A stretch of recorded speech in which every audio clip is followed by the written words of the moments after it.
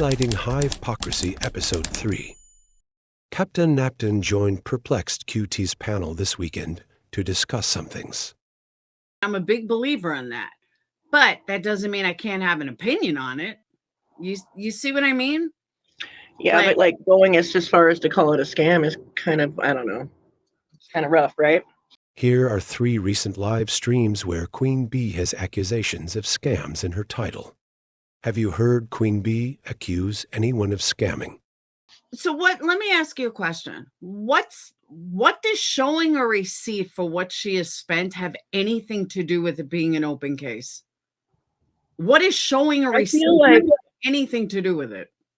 I feel like it's not a good idea in an open case to fucking like show your emails with your invoices. I just don't feel like it's a good idea.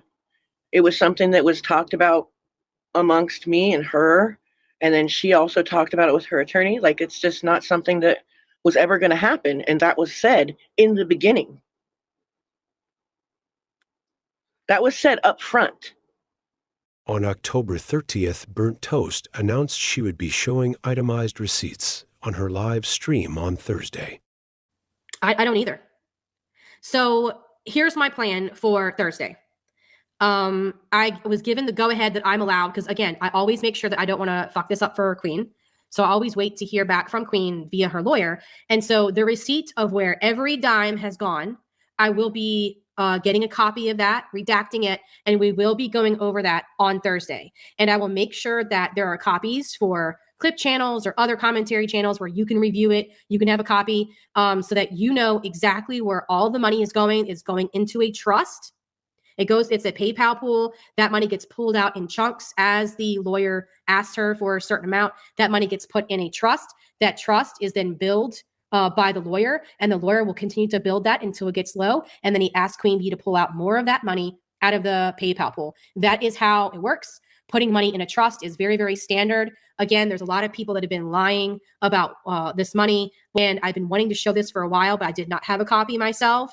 And I wanted to make sure that before I even asked for a copy, that it was the right time and it wouldn't mess up their case. And so we've reached the point where I can show it to you. So the second that I get a copy, I will be redacting the information that's like, doxing and other information that's not relevant to the point of me showing it. And yes, it will be it will be a literal receipt. So you will be able to see exactly where all the money is going, and it will list all the money that he has had to charge for this. Lawyers do not run on sandwiches, okay? They don't run on pennies. They charge a lot of money. So for someone to seem surprised that a lawyer costs this much, you need to get out more, seriously, because they're expensive as fuck. So, yeah, that's my plan for Thursday. Burnt Toast stated she had the go-ahead from Queen Bee and her lawyer to show every dime that was spent on Thursday's stream. On Thursday's live stream, there was a dramatic reading done by Burnt Toast and worker B Tim. No receipts were shown. On November 6th, Burnt Toast went live to address why she was not showing any receipts. For those reasons, Queen Bee requests that the court enter an order. A, granting the motion. B, finding Betty has violated Illinois Supreme Court Rule 137. C, ordering Queen Bee to provide an affidavit of attorney's fees for consideration. Side note, this is why I have not shown the receipt of the lawyer fees, because he decided to put this in here. So I'm not going to do anything to fuck up her case. So when this moves forward, the attorney is going to be providing all of that, all of the receipts, the detailed itemized receipt of all the things that he had to bill Queen for throughout this process, because they are asking for that money. And I'm so glad that they are. Do the Bees think that Betty cannot add up the totals of the 8 PayPal pools that have run since July 2023? Is it possible she does not want to show the cost due to it affecting how much she would get moving forward? Or do you think they are fooling Betty here? So it's not like people are under these false pretenses that, she was going to be showing receipts and she's not. Do you understand what I mean? It's not like they said they were going to show receipts, and now she's not.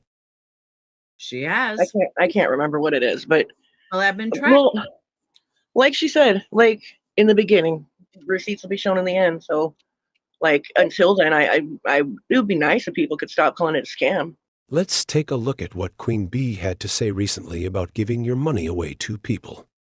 As anybody else should.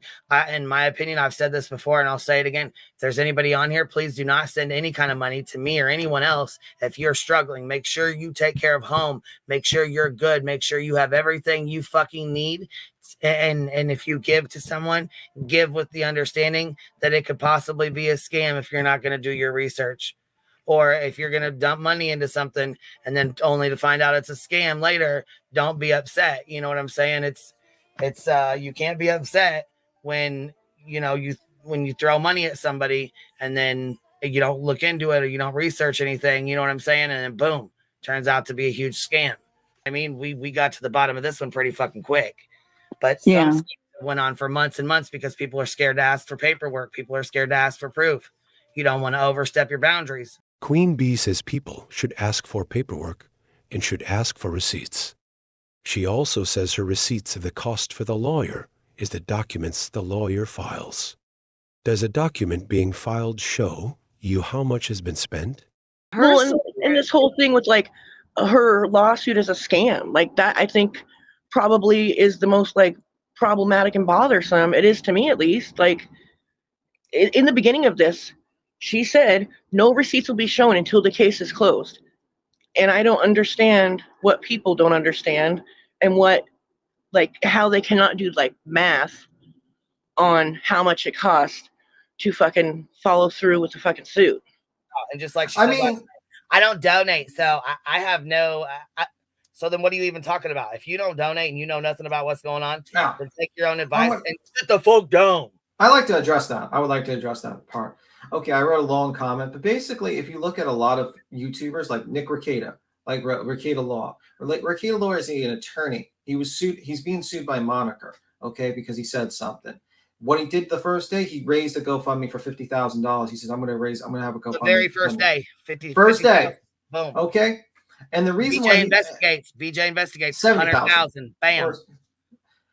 You got Ethan Klein from H3H3 when he was sued for defamation and all that stuff. 100,000. No, more. 200,000.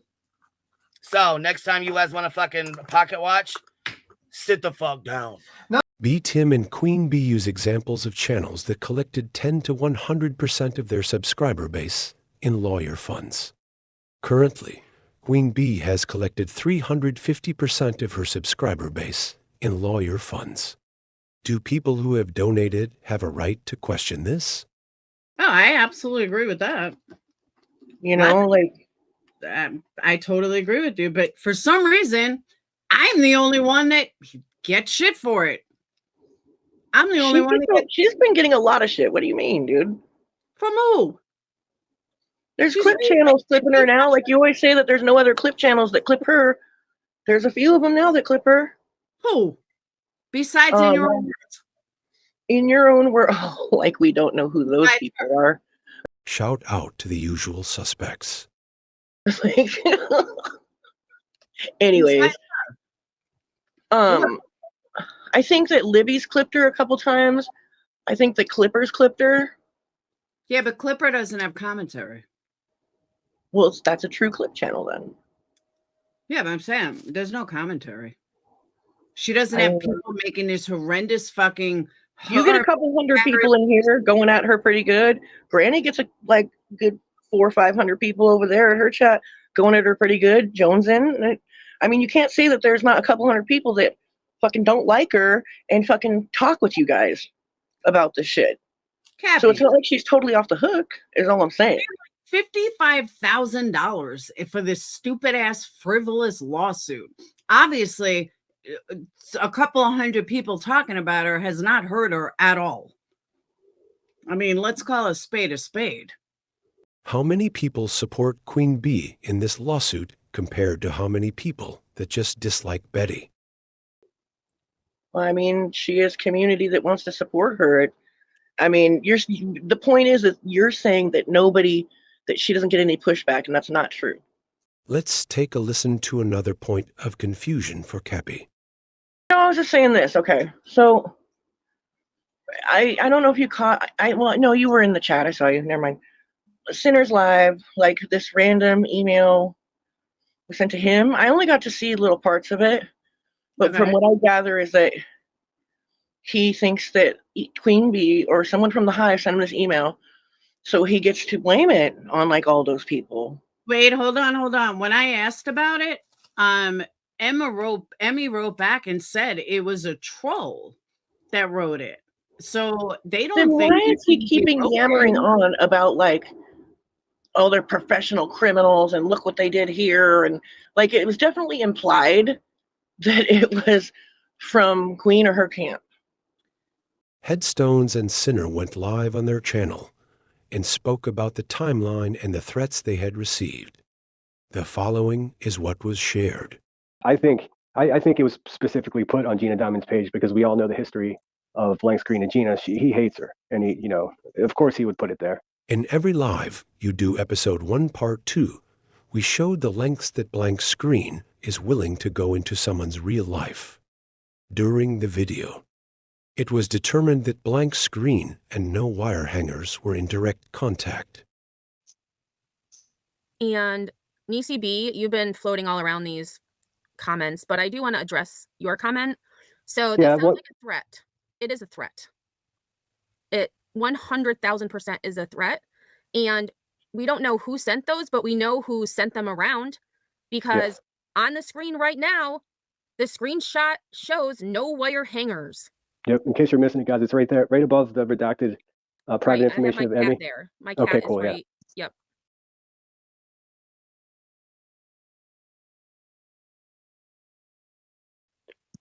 And so there's no question. There's no question. It's no wire hangers. Now, my local authorities seem to think that there is a way to pursue charges here. I just have to figure out who no wire hangers is because they are the ones that they're in on this. So, I really wish them all the luck in the world, and they could stop at any time if they want to. But if they keep it up, they're going to find themselves in a world of trouble. Cappy didn't understand how this was connected to the Hive in any way, while she is aware of the lengths Blank Screen will go to, and the fact he and Queen Bee are friends. Does Cappy have a bee-nesia infection? Or maybe beeswax in her ears? Let us know your thoughts in the comments.